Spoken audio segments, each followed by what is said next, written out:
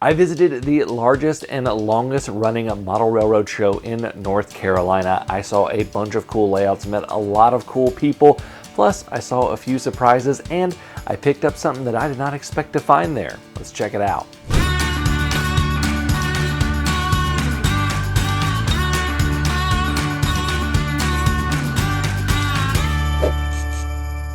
This video is brought to you with support from trains.com. You can use the promo code JimmyDIY to get $10 off your order of $50 or more. You can check them out at the link in the description. We are headed to the state capital, Raleigh, North Carolina, for the Neuse River Valley Model Railroad Club Fall Train Show. It's an annual show and it's really, really huge. It's on the North Carolina State Fairgrounds. Let's check it out. Walking into the show, I immediately knew I was in for a treat. The show is over 97,000 square feet and has over a dozen layouts in 6 different scales. Now, as soon as you walk in, you are immediately greeted by the Wilmington Model Railroad Museum's travel layout. The Atlantic coastline is very prominent in the history of Wilmington, North Carolina, and it is on display here. The layout includes an expansive downtown scene with lots of cool details, a large passenger terminal, a port scene, and some rural scenes as well.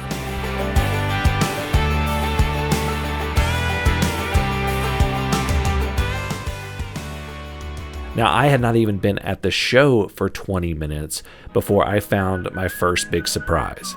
This is D's Trains. When I first looked over, I saw a normal model railroad. But when I looked closer, I saw that it wasn't the trains moving, but the vehicles.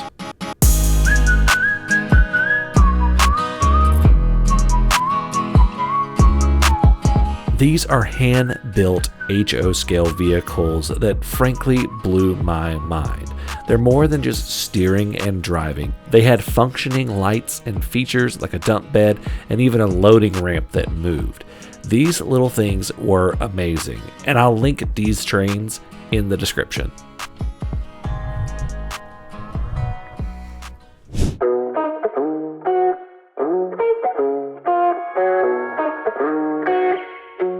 I kept moving along the left side of the show, and I came across my first in-scale layout. I was actually surprised at how many in-scale layouts I saw, and 2 of these were T-Track, and I'm really beginning to see how T-Track is elevating in-scale. This is the Kinston Area Railroad Modelers Association and their in-scale layout. The layout was a classic. It had that classic feel, and it was also full of little Easter eggs that were fun to find.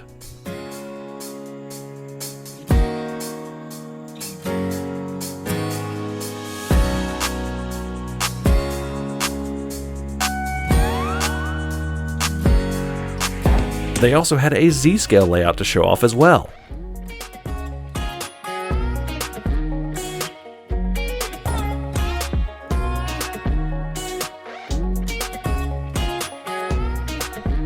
Next up was the 2 large layouts of the North Raleigh Model Railroad Club. The club had 2 in-scale layouts on display. The first was a large in-track layout. In-track is a modular standard with 3 sets of parallel main lines, and I consider it the predecessor to T-Track. The modules are larger and more akin to the size of Fremo modules. The second setup was the largest T-Track setup I have seen in person so far in my life. This setup had loads of fun modules, including a traffic module with sound,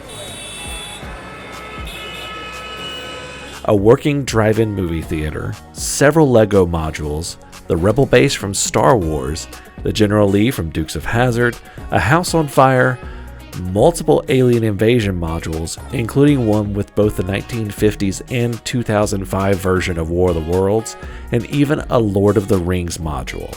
This was one cool setup.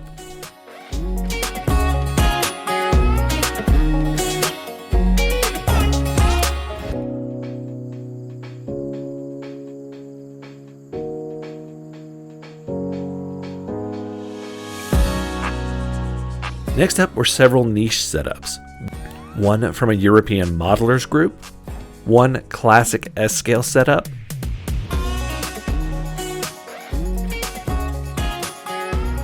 and one Z-scale setup, which included this very cool suitcase layout. Now, my 6-year-old daughter was actually helping her daddy record the train show, and she knows the rules of train show displays and wanted to let everybody know. Please don't touch things.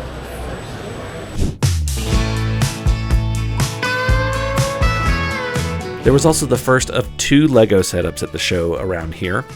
This one had a lot of cool models, including models of model trains and a roller coaster.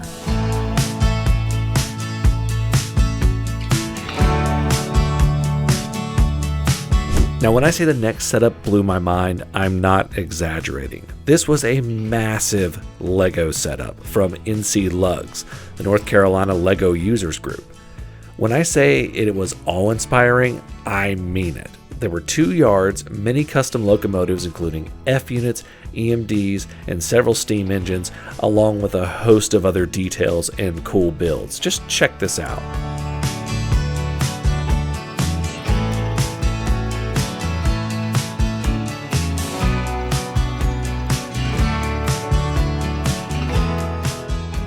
Now, you can't have a train show without a Lionel setup, and this one was super cool.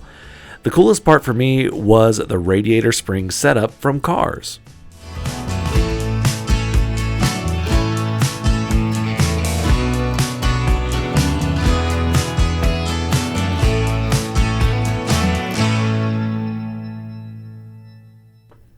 Last but not least, the Sipping and Switching Society of North Carolina brought their setup.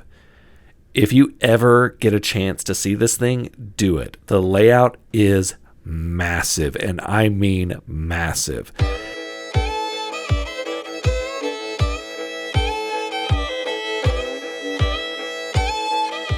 This one was in a giant U shape, and it was also the first chance I had to see the Scale Train's Fox Valley Class J and passenger cars in person.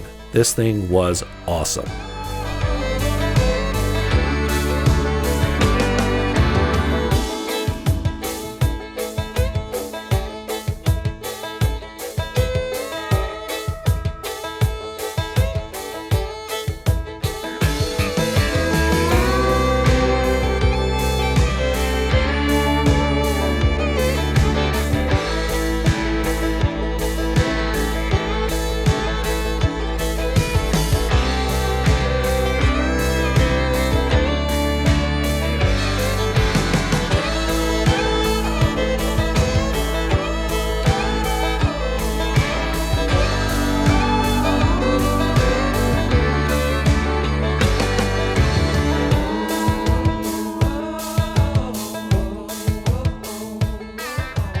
I was so surprised by this train show. It was a really, really neat thing to just visit and check out. A lot of really neat stuff, but let me show you what I found that I did not expect to find. It's in this box right here. Now, it's an older train, but you can see right here, and we can see right here, it is a Concours, and it is a limited edition Powhatan Aero Norfolk and Western, so let's open it up.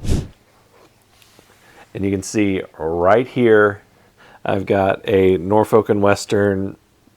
I'm not going to call it a full-blown Class J, and I'll explain that in a second, but I've also got a full set of passenger cars for the Powhatan Aero. If you know Norfolk and Western, these are some absolutely gorgeous cars, and I can just show you some of them right here.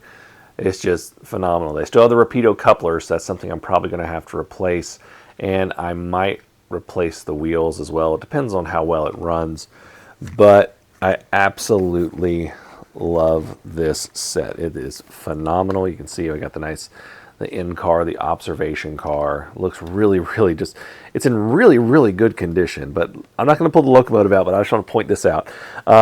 If you know what a Class J looks like, you know that it is not a 4/6/4 wheel arrangement. So when Concours made this, they basically had a Hudson chassis for a bunch of steam engines. I think this was actually this may have been made by Kato or somewhere else in Japan, but it runs really well, but it is definitely a Hudson chassis with this streamline is meant to look like the Class J stuck on top of it. So I'm not going to hold that against them. I can always get a Class J to run with this, but I'm excited. I'm going to be converting this to DCC sound and Bluetooth. Soundtracks has a new decoder out, the Blue 1100. It is the first Blue NAMI decoder that is small enough to fit in scale locomotives. And I've already done the testing. It's going to fit perfectly in the tender. So I can't wait to get that. And that's going to be coming up soon. So I'm really excited about doing that. I didn't expect to find this there, and it is in fantastic condition. So I'm can't wait to do that. And I can't wait to go back next year. That was a really, really cool show. So if you are ever in the Raleigh, North Carolina area in early November, go check this train show out. It is definitely worth the trip. Thank you all so much for watching. Until next time, I'm Jimmy from the DIY and Digital. Stay safe, be kind, and happy railroading.